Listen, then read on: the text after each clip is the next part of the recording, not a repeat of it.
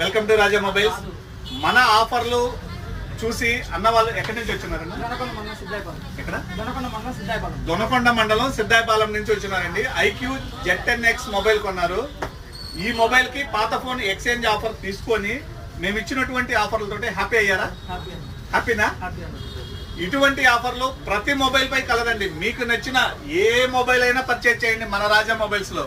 వివోనా, ఓపోనా, Samsung, MI, రియల్మీనా ఏదైనా purchase చేయండి.